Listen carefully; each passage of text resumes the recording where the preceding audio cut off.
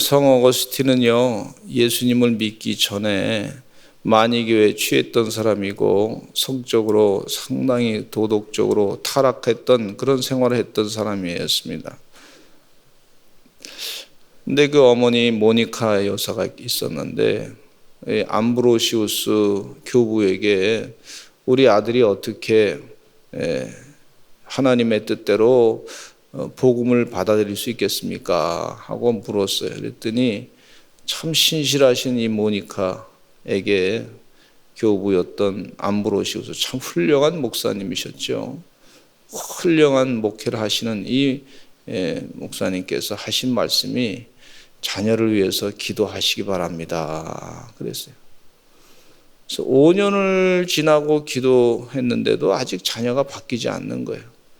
또 가서 물었어요. 그랬더니 답변은 또 자녀를 위해서 기도하시기 바랍니다. 또 기도했어요. 근데 10년이 지나도 이 자녀가 바뀌지 않는 거예요. 또 가서 물었어요. 어떻게 해야 됩니까? 자녀를 위해서 기도하시기 바랍니다. 15년 지나고 얼마나 답답하겠습니까? 15년 동안 기도했는데 자녀가 안 바뀌는 거예요. 그래서 또 가서 물었습니다. 어떻게 해야 됩니까? 계속 기도하시고 하나님께서 일하시는 것을 바라보시기 바랍니다. 그랬더니 결국 20년 만에 그 기도가 응답이 돼가지고 이 어거스틴이 마니교에서 예수님 믿는 사람으로 완전히 바뀌게 됐어요. 예수 믿는 동안에 하나님의 뜻이 무엇인지 깊이 사람들보다, 다른 사람들보다 깨닫게 되고 자신의 죄가 무엇인지 깊이 깨닫게 되고 은혜 가운데 정말 성자로서 자신의 죄를 전부 고백하고 회개했던 그런 것을 볼 수가 있습니다. 우리 자녀가 살아가는데 우리 힘으로 안 되는 것이 많습니다. 하나님이 도와주셔야 될 줄로 믿습니다. 하나님이 바꿔주셔야 될 줄로 믿습니다. 저도 이 아들로서 생활했지만은 어머니한테는 참 몹쓸 자녀였어요.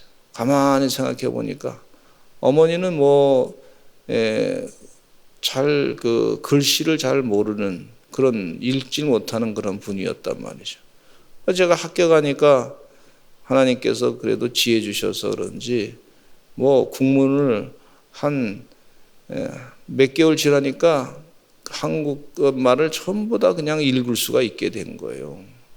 어머니가 편지 오면 나보고 읽어달라고 그러고 그러니까 제가 어머니보다 조금 더 하니까 교만해가지고요. 그래서 어머니를 마음 가운데 조금 무시했던 그런 적이 있습니다.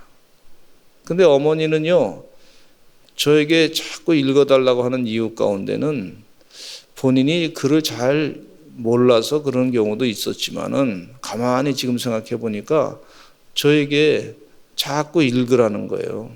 공부를 시키는 거죠, 한마디로. 그리고 또 어머니가 계산을 또 원래 잘 하신다면 시장에서 장사하시니까 돈 계산을 잘 하시는데 잘 모르는 척 하시면서 저보고 돈 계산을 하라고 그러시더라고. 그 수학 공부를 시키는 거죠. 산수 공부를 시키는 거죠. 그래서 이게서 여기서 빼면 얼마냐? 그거 가르쳐 주는 거예요. 근데 잘 모르는 척 하시면서 그러셨던 것이 생각이 나는 거예요. 가만히 생각해 볼수록 하나님의 은혜 아니면 살아올 수 없었던 삶이었습니다. 참 부끄러웠던 삶이었어요. 그런데 하나님의 은혜로 어머니 기도 많이 하셔가지고 제가 이곳에 와서 이렇게 목회하게 되게 됐어요. 얼마나 큰 은혜인지 몰라요. 오늘 사도 바울의 삶 가운데 보면은요, 에베소 교회 편지를 썼는데 그 사도 바울의 삶에 하나님께서 다 역사하셨습니다. 이런 고백이 계속 들어가요. 목회 사역은, 선교 사역은 하나님이 하셔야 됩니다. 주님이 도와주지 않으면 안 됩니다. 이런 고백을 하는 거예요. 내가 아무리 노력해도 하나님이 역사하지 않으면 안 됩니다. 그 얘기입니다. 하나님이 일하십니다. 그런 얘기를 자꾸 에베소 교회 성도들에게 권면하고 말씀하시는 것을 볼 수가 있어요. 우리 장로님 기도하셨지만 우리가 부족해서 우리 힘으로 안 되는 게 많지 않습니까? 그러니까 하나님이 도와주셔야 됩니다라고 기도하러 기도 제목을 갖고 나왔어요. 새벽을 깨워서. 다 하나님께서 역사하셔서 하나님의 영광 받는 역사가 나타나게 될 줄로 믿습니다. 사도 바울은 이 자신의 삶 가운데 체험되기를 다메섹 자기는 전혀 예수님을 믿는 사람으로 살 거라는 생각은 못했어요. 오히려 예수 믿는 사람들을 잡아 죽이는 일에 혈안이 됐던 그런 사람이었단 말이죠. 그래서 자기 자신이 지금 완전히 뒤바뀐 거예요. 생각해 볼수록 다메섹 도상에서 예수님을 만나가지고 빛이신 주님을 만나서 주님으로부터 응답받기를 나는 내가 핍박하는 예수다. 그리고 아나니아에게 응답하신 주님의 말씀 가운데 보면 예수의 복음을 전하기 위해서 주님이 택한 그런 일꾼이다. 이렇게 응답을 받은 거란 말이죠. 주님이 하셨구나 하는 걸 고백하는 거예요. 내가 한 게 아니구나. 나는 예수 믿는 사람을 잡아 죽이는 게 그것이 하나님의 뜻을 이루는 걸 줄 알았는데 그것이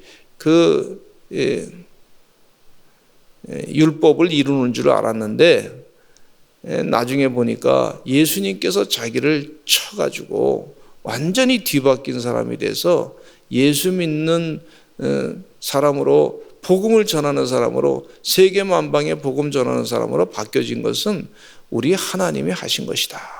이런 고백을 하고 있어요. 이 자리에 나와서 어떤 이유에서 나오셨든지 간에 기도하러 나오셨는데 예배드리고 신앙생활 하시는데 이건 하나님이 하신 일이신 줄로 믿습니다. 하나님이 나를 복되게 하기 위해서 축복하신 은혜의 그런 시간이 은혜의 삶을 주시기 위해서 하신 줄로 믿습니다. 이런 믿음을 가지고 사시기를 바랍니다. 만약에 예수 안 믿었으면 어떻게 되셨을까 한번 생각해 보세요.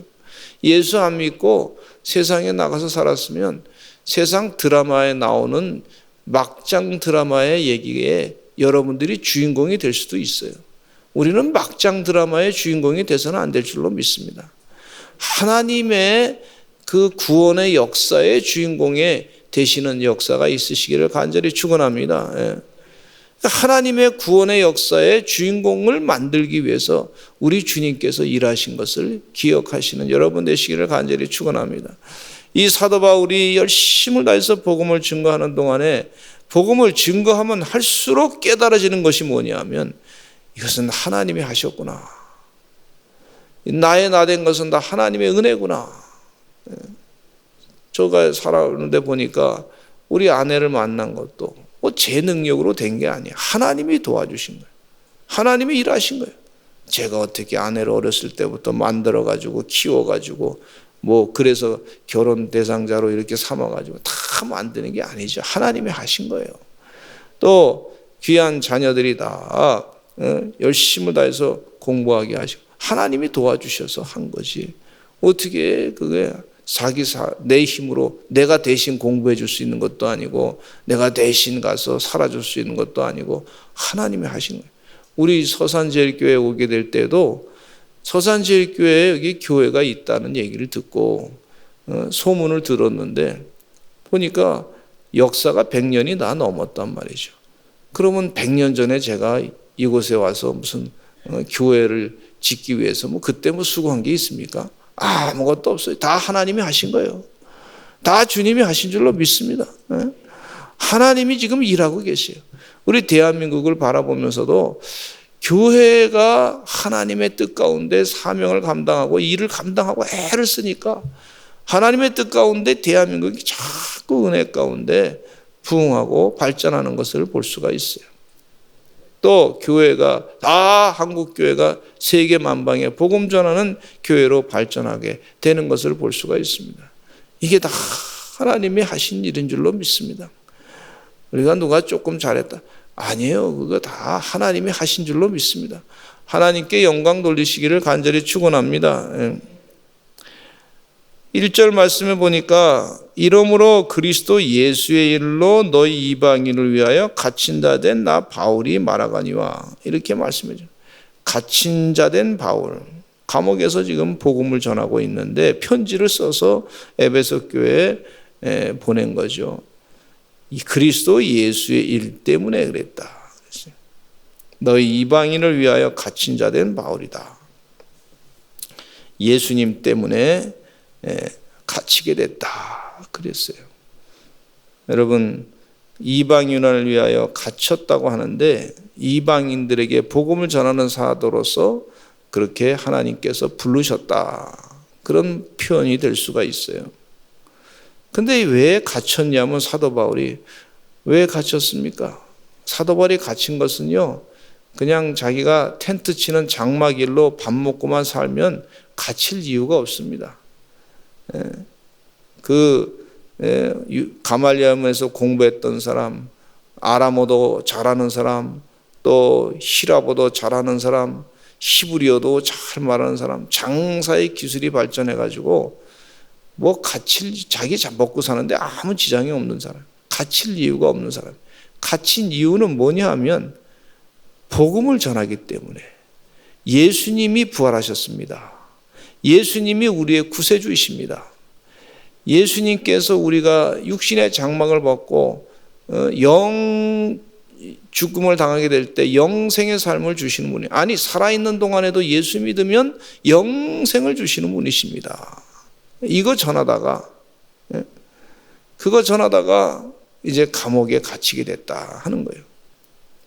주의 은혜 가운데 우리 성도님들 가운데 복음 전하시다가 좀 무시당할 때도 있어요. 어떤 때는 또 아주 심한 욕설을 들을 때도 있습니다. 근데 그거 상관하지 마시고 열심을 다해서 복음을 전하시는 하나님의 종들이 되시기를 간절히 축원합니다. 주님이 나를 구원해 주셨기 때문에 아직 모르는 사람들이 있어요. 우리 육신의 장막으로 영원히 사는 것으로 착각하는 사람도 있어요. 영원히 사는 것은요, 육신의 장막을 벗어야 그때 부활의 모습으로 영원히 살게 되는 줄로 믿습니다.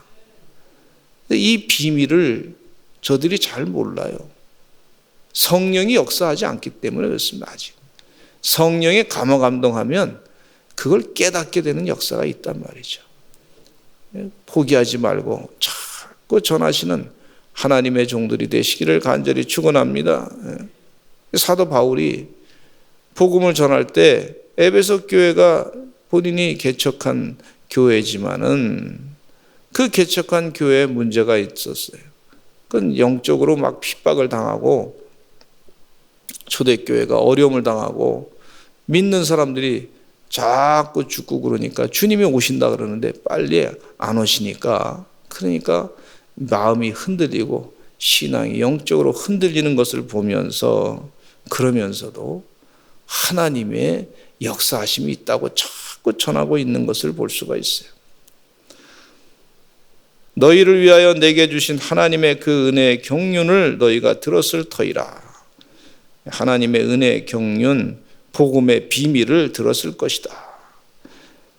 3절에 곧 계시로 내게 비밀을 알게 하신 것은 내가 먼저 간단히 기록한 것 같으니, 계시라고 하는 말에는요, 하나님께서 보여주시는 거예요. 하나님이 알려주시는 거예요. 계시. 인간이 하나님의 뜻을 다 알 수 없는데 하나님께서 보여주셔야 이제 알게 되는 거란 말이죠. 그 하나님의 계시, 하나님이 보여주시는 거, 그것을 내게 비밀을 알게 하시고, 우리가 성경 말씀을 읽으면요, 성령이 충만해야 성경 말씀이 제대로 읽혀집니다. 하나님이 계시로 보여주셔야 깨닫게 되는 역사가 있어요. 그래서 성경 말씀을 읽으면서 하나님 깨닫게 해달라고, 계시로 말씀하시는 하나님의 비밀을 알게 해달라고 기도하시면서 읽어야 될 줄로 믿습니다. 그 계시 가운데 핵심이 뭐냐? 예수님이 구세주십니다. 예수님이 메시아이십니다. 잘 기록했는데 4절에 보니까 그것을 읽으라. 그것을 읽으면 내가 그리스도의 비밀을 깨달은 것을 너희가 알 수 있을 것이다. 이렇게 말씀해 주고 있어요. 우리가 읽는 것도 영적인 책을 잘 읽어야 될 줄로 믿습니다. 은혜의 책, 토마스 아켄피스의 그리스도를 본받아라는 책을 존 웨슬리 목사님이 읽었어요. 그리고 은혜를 많이 받았어요. 그것뿐만 아니라 성경책을 얼마나 많이 읽었는지 몰라. 그리고 은혜를 많이 받았어요. 여러분, 읽는 것을 주의하셔야 될 줄로 믿습니다. 어떤 사람은 매일 포르노나 읽고 그거 보고 그러면 성령이 충만하겠습니까? 하나님의 비밀의 계시의 말씀을 들어요. 어떤 사람은 다른 이상한 무슨 철학책 말이죠. 그런 것만 자꾸 읽게 되면 자꾸 거기에 빠지게 되죠. 또 다원주의 얘기 자꾸 있는 것만 자꾸 읽다 보면 사람이 거기에 빠지게 돼요. 어떤 사람은 신문을 읽을 때 어떤 자꾸 한쪽으로만 자꾸 치우치게 읽는 그런 경향이 있어요. 이념적으로 그렇게 빠져가지고. 자꾸 그쪽으로만 또 사람이 가게 돼요. 여러분, 책을 읽을 때도 영적인 책, 하나님의 은혜의 책을 잘 읽으셔야 될 줄로 믿습니다. 목사님들 가운데도 보면은 옛날에 김홍도 목사님 우리 교회 오셔서 부흥회하셨는데 이 목사님이 어느 엿장사가 책을 파는데 거기에 목사님 설교집이 하나 있더라. 영어로 된 거. 그거 읽어봤더니 얼마나 은혜가 됐는지요. 복음적인 성경이 진리구나. 그 말씀의 진리를 따라서 세계 역사가 움직이는구나 하는 것을 써놓은 책을 읽으면서 그때부터 심령이 막 바뀌어지게 됐다는 거예요. 엿장수가 팔려고 내놓은 그런 성경 설교집 그것 말씀 보면서 성경이 다시 읽혀지더래요. 큰 은혜를 받고 하나님의 귀한 역사를 이뤘던 걸 볼 수가 있습니다. 여러분, 우리 성경책은요 1년에 10번을 읽어도 되는 책이에요. 아니 100번을 읽어도 되는 책인 줄로 믿습니다. 다른 것보다도 이 성경책에 자꾸 읽으시기를 간절히 축원합니다. 성경책은 생명을 살리는 책이에요. 영혼을 살리는 책이에요. 여기 성경 말씀을 우리가 얼마나 많이 알겠습니까? 또 읽고 읽어도 또 새로워지는 것이 하나님의 책이니까 은혜로운 경륜을 아는 거룩한 책을 자꾸 읽으시기를 간절히 축원합니다. 깨달을 수 있으리라. 그리스도의 비밀을 너희가 그 깨달음을 같이 알 수 있을 것이다. 그렇게 말씀해 주고 있어요. 그리고 예수 안에서 함께 상속자가 되고 함께 지체가 되고 약속에 참여하는 자가 됐다. 너희들은 이방인들이었는데 이제는 그리스도 예수 안에서 함께 하나님의 유업의 상속자가 되고 함께 지체가 되고 함께 약속에 참여하는 자가 됐다. 존재가 말이죠. 완전히 뒤바뀌어졌다. 이런 얘기예요. 이전에는 하나님 모르고 살다가 짐승처럼 그 우상을 섬기고 각종 미신을 섬기고 그렇게 살던 존재들이 이제 바뀌어져서 그리스도와 함께 상속자가 되고 함께 지체가 되고 함께 약속에 참여하는 자가 됩니다. 우리 조선시대에 예수님 믿기 전에 우리 조선시대에 그 사진을 보시면 알겠지만은 대한민국 사진, 조선의 사진을 보시면 알겠지만 그게 사는 게 아니에요. 귀족들 사진은 좋지만 그 일반 서민들은요 완전히 토굴에서 살아요. 토굴에서 얼마나 힘들게 사는지. 그리고 그 미신이 심하니까요 사람들이 뭐 이상한 것 가운데 사람들이 사람을 괴롭히는 걸 볼 수가 있어요. 그래서 아주 그런 고통, 그 짐승처럼 사는 거예요. 한마디로 거지로. 근데 우리 대한민국에 복음이 들어오고 하나님 말씀이 들어오고 성령이 충만하게 역사하고 하나님의 뜻이 무엇인가 이 말씀을 자꾸 읽는 동안에 죄진 거 회개하게 하시고 변화되게 하시고 나라를 하나님 은혜 가운데 이렇게 바꿔놓고 축복을 하시는 것을 볼 수가 있지 않습니까? 이게 하나님의 상속자가 됐다. 하나님의 약속에 참여하는 자가 됐다는 거예요. 이 엄청난 축복을 우리 받았으니 잊지 아니하고 주의 일을 잘 감당하시는 하나님의 종들이 되시기를 간절히 축원합니다. 사도 바울은 7절에 보니까 이 복음을 위하여 그의 능력이 역사하는 대로 내게 주신 하나님의 은혜의 선물을 따라 내가 일꾼이 됐다. 이 얘기는 무슨 얘기냐면 본인도 일꾼 됐을 뿐만 아니라 에베소 교회 성도들이요, 지금 하나님 말씀을 자꾸 묵상하다 보면 나와 같이 이와 같이 하나님의 일꾼으로 살아갑니다. 하나님의 거룩한 일꾼으로 살아갑니다. 세상에 있는 많은 사람들이 이 짐승처럼 살고 있는데 하나님 모르고 불쌍하게 죽어가는 영혼들이 있는데 그렇게 살지 말고 하나님의 일꾼된 사람으로서 하나님의 유업을 이을 상속자로 살아가시기 바랍니다. 그렇게 강력하게 말씀을 전하고 있는 것을 볼 수가 있어요. 그러면서 8절에 보니까 모든 성도 중에 지극히 작은 자보다 더 작은 나에게 이 은혜를 주신 것은 측량할 수 없는 그리스도의 풍성함을 이방인에게 전하게 하시고, 이렇게 말씀하고 계시는데 성도 중에 지극히 작은 자 중에 작은 자다. 즉 나에게 참 부족한, 내 힘으로 이 일을 하는 것이 아니다. 하나님이 도와주셔서 된 것입니다. 그러니 에베소 교회 성도들이요, 당신들도 마찬가지로 하나님이 함께 하시면 그리스도의 큰 일꾼이 돼서 주의 사명을 감당할 수 있습니다. 이렇게 말씀을 전하는 거예요. 이게 하나님의 본래 뜻이면 내가 원래 이렇게 잘 나가지고 뭐 그런 사람이 아닙니다. 지극히 작은 자 중에 작은 사람이었는데 주님이 사용하시니까 주의 일을 감당할 수 있게 되었습니다. 그렇게 그리스도의 복음을, 비밀을 전하는 사람이 됐습니다. 마찬가지입니다. 하나님께서 우리에게 다 모든 성도가 다 완벽하지 않지 않습니까? 부족합니다. 그러나 하나님의 비밀을 맡은 자로서 일꾼된 사도 바울과 같이 그렇게 감당할 수 있습니다. 이렇게 에베소 교회 성도들을 용기를 북돋아 주는 걸 볼 수가 있어요. 10절에 보니까 이는 이제 교회로 말미암아 하늘에 있는 통치자들과 권세들에게 하나님의 각종 지혜를 알게 하십니다. 교회에 대해서 지금 말씀해 주고 계시는데, 여러분 세상의 관점에서 보면 교회가 아주 미약해 보여요. 가장 세상의 관점에서 보면 가장 강한 조직이 군대 조직입니다. 군대 조직. 근데 교회는 거기 할머니도 계시고 할아버지도 계시고 어린아이도 있고 좀 조직이 허접한 것 같아요. 세상적으로 보면 무슨 총칼이 있나요? 무기가 있나요? 그거 없잖아요. 그런데 이 교회는 어떤 것이냐, 사도 바울이 정확하게 가르쳐줘요. 교회에 대해서 우리가 잘 알아야 되는데, 교회로 말미암아 하늘에 있는 총치자들과 권세들에게 하나님의 각종 지혜를 알게 하는 그런 교회의 사명이 있다. 이렇게 말씀해 주고 있어요. 여러분, 교회가 허접한 것 같아도 그렇지 않습니다. 하나님이 함께 하시니까 주의 능력으로 하나님의 일을, 각종 지혜를, 하나님의 지혜를 세상에 알리는, 또 하나님의 권세를, 주의 능력을 세상에 알리는 그런 역사가 있습니다. 이렇게 에베소 교회에 말하고 있어요.